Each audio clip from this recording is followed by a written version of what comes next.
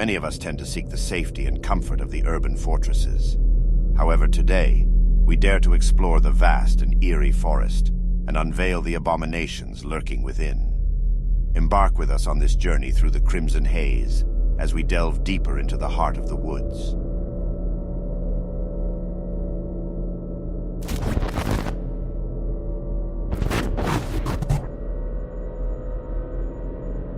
The little boy vanished from a picnic area in the late fall. In addition to the mental disability, he was also physically handicapped, and his parents explained over and over that he simply could not have vanished. It was impossible. Someone had to have taken him. My buddy said they searched for this kid for weeks, going miles out of the accepted range, but it was like he'd never been there. The dogs couldn't pick up his scent anywhere, not even in the picnic area where he'd apparently vanished from. Suspicion fell on the parents, but it was pretty clear that they were devastated and hadn't done anything sinister to their kid. The search was concluded about a month later, and my buddy said everyone had pretty much forgotten it by later in the winter. He was out on a training op in the snow, on one of the higher peaks, when he came across something in the snow. He said he saw it from far away at first, and when he got closer, he realized it was a shirt, frozen and sticking partway out of the powder. He recognized it as belonging to the kid because it had a distinctive pattern. About 20 yards away, he found the kid's body, laying partially buried in the snow. My buddy said there was no way the kid had been dead for any more than a few days, even though he'd been missing for almost 3 months. The kid was curled around something, and when my buddy brushed off the snow to see what it was, he said he almost couldn't believe what he was seeing. It was a big chunk of ice that had been carved crudely to look sort of like a person. The kid was holding it so tight that it had frostbitten his chest and hands, which my buddy could tell even with the decay that had taken place. He radioed the rest of the crew, and they took the body off the mountain. Now, he recapped all of this for me, and to put it simply, there was no way this kid could have both survived for almost 3 months on his own, or have gotten to this peak. There was no physical way this child could have walked almost 50 miles and ended up on the top of a goddamn mountain. To top it off, there was nothing in the kid's stomach or colon. Nothing. Not even water. It was like my buddy said. The kid had been taken off the face of the earth, put in suspended animation, and dropped on this mountain months later only to die of exposure. He's never really gotten over that one.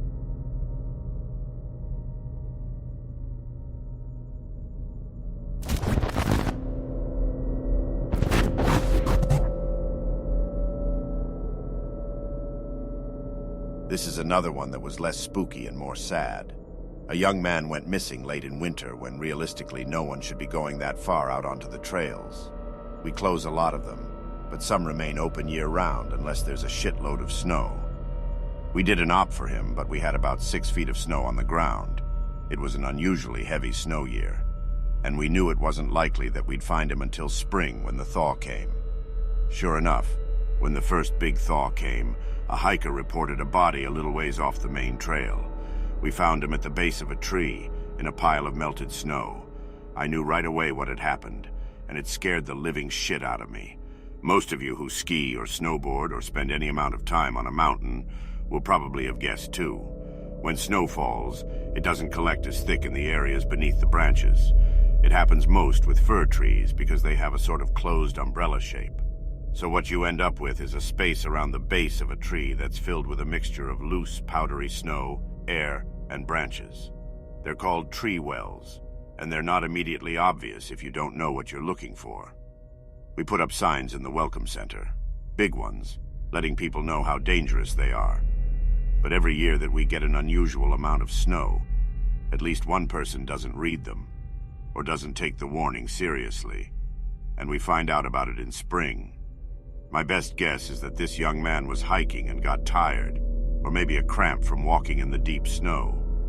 He went to go sit at the base of the tree, not knowing that there was a tree well, and fell in. He got stuck with his feet up, and the surrounding snow caved in around him. Unable to free himself, he suffocated. It's called snow immersion suffocation, and it doesn't usually happen except in really deep snow. But if you get stuck in a weird position like this guy did, Even 6 feet of snow can be lethal. What scared me the most was imagining how he must have struggled. Upside down in the freezing cold, he didn't die quickly. The snow would have formed a dense, heavy pile on top of him, and it would have been literally impossible to get out. As it got harder to breathe, he would have known what was happening. I can't even imagine what he was thinking in his last moments.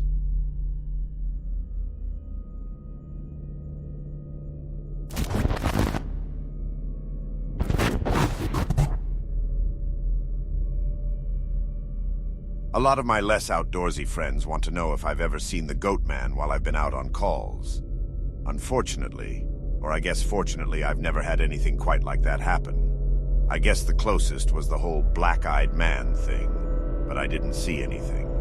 However, there was one call where I had something kind of similar happen, but I'm not sure I'm willing to chalk it up to the Goat Man. We'd gotten a report that an older woman had fainted along one of the trails and needed assistance getting back down to the main area. We hike up to where she's at, and her husband is just beside himself.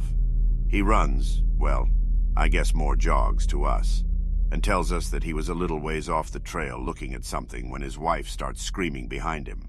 He runs back to her and she's passed out on the trail. We get her on a backboard, and as we're getting her down to the welcome center, she comes to and starts screaming again. I calm her down and ask her what happened. I can't remember verbatim what she said, but essentially what happened was this. She'd been waiting for her husband when she started hearing this really strange sound. She said it sounded sort of like a cat, but it was off somehow, and she couldn't quite figure out why. She went a little ahead to try and hear it better, and it sounded like it was coming closer. She said the closer it got, the more uneasy she was, until she finally figured out what was wrong. I do remember this next part, because it was so weird that I don't think I could forget it if I tried. It wasn't a cat. It was a man, saying the word meow over and over. Just meow, meow, meow. But it wasn't a man. It couldn't have been, because I've never heard a man make his voice buzz like that. I thought my hearing aid was going out, but it wasn't. I adjusted it, and it still sounded all buzzy. It was awful. He was coming closer, but I couldn't see him. And the closer he got, the more scared I was, and the last thing I remember was a shape coming out of the trees. I guess that's when I fainted. Now, obviously, I'm a little perplexed as to why a guy would be out in the fucking woods chanting meow, meow at people. So once we get down the mountain, I tell my superior that I'm gonna go search the area to see if I can find anything. He gives me the go-ahead, and I grab a radio and hike back to where she fainted. I don't see anyone, so I keep going about a mile more, and when I head back, I go off the trail to see if I can figure out where she saw him coming from. It's almost sunset by this point, and I don't have any desire to be out at night alone, so I just sort of write it off and make a mental note to check it out again tomorrow. But as I'm headed back, I start to hear something in the distance. I stop, and I call out for anyone in the immediate area to identify themselves. The sound didn't come closer or get louder, but it sounded exactly like a man saying meow, meow, in this really odd monotone. As comical as it makes it sound, it was almost like that guy on South Park with the electro-larynx, Ned. I go off the trail in the direction I think it's coming from, but I never seem to get closer. It's almost like it's coming from all directions. Eventually, it just sort of fades out, and I ended up going back to the welcome center. I didn't get any further reports like that, and even though I went back to that area, I never heard that exact sound again. I suppose it could have been some stupid kid out there fucking with people, but even I have to admit it was weird.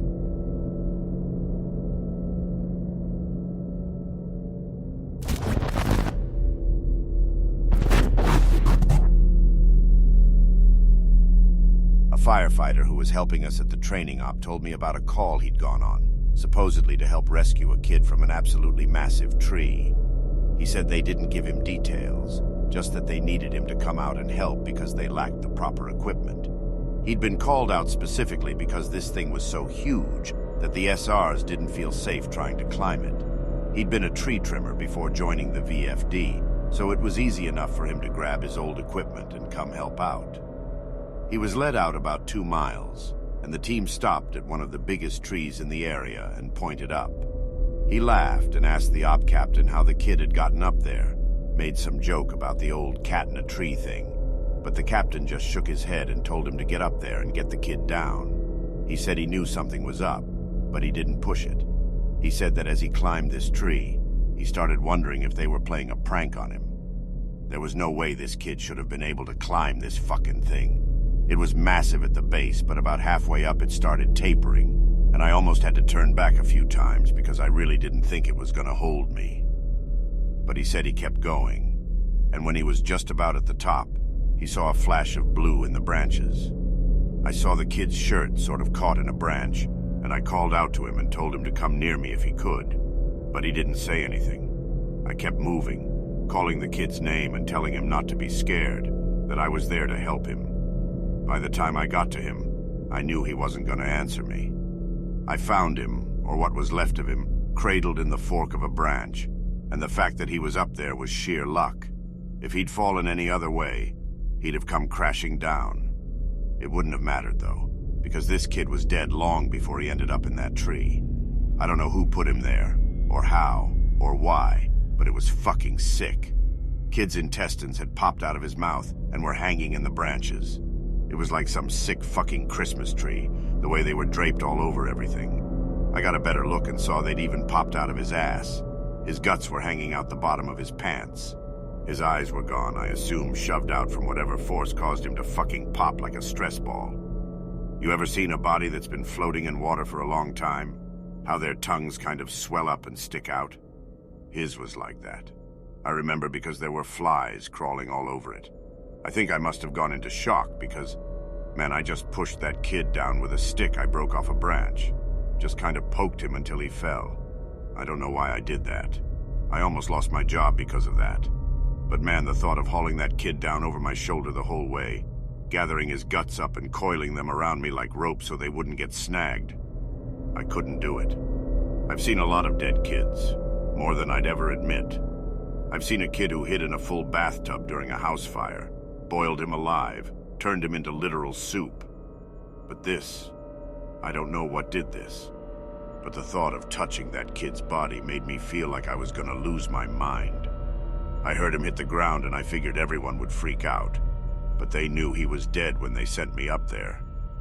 They didn't say anything, but they didn't shout or freak out or anything.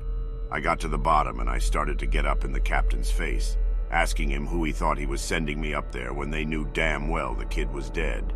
But he just told me it was none of my concern and thanked me for getting the evidence down. I remember he said that. I remember it specifically because it was so weird to hear it phrased that way. The evidence. Like he wasn't even a person. Like he'd never been a little kid who got lost and had something fucking unspeakable happen to him. The captain had a crew lead me back out of the woods, but he and 2 others stayed behind. And I thought that was weird. Why wouldn't they have me help get the kid out? I tried asking, but the guys leading me out just told me they couldn't discuss an open case. I asked him what he thought had happened to the kid, and he got really pensive and thought about it for a bit. I would have said a crush injury, based on how his guts came out like that. But with those injuries, you see massive contusions under the skin, obvious trauma. This wasn't like that. It was almost like that kid got caught in a big vacuum and had his guts sucked out. But even then, there was no trauma. None at all. It bothers me, man. It bothers the hell out of me.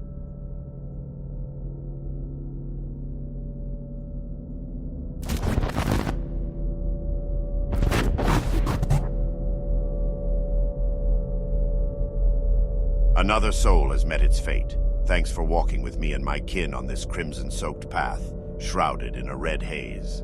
May the shadows shield you from the sanguinary mist that envelops you until we meet again. Sleep tight.